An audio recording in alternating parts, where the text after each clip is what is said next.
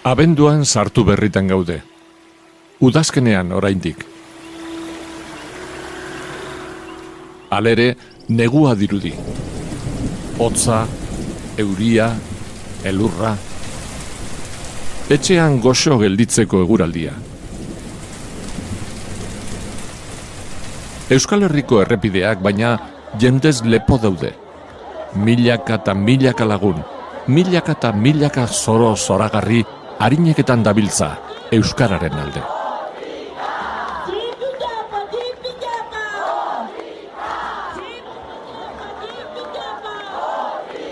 Lehenengo korrika da, istorio paregabe baten hastapena.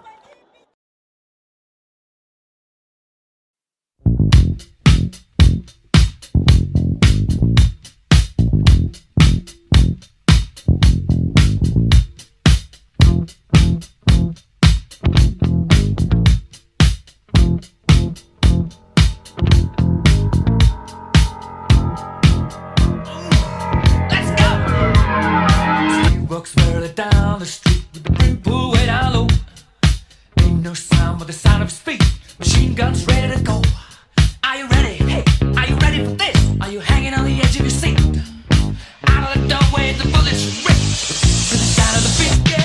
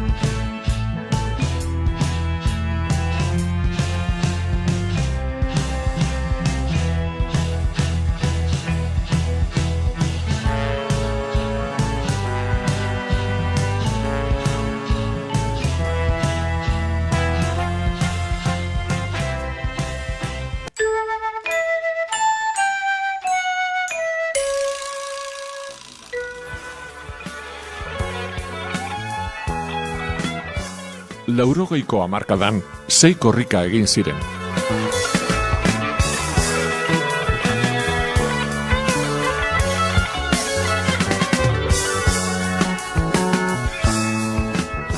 Urte haietako egoera politikoa nahasia zen Euskal Herrian, eta korrika etzen geratu giro gaiztotu hartatik aparte.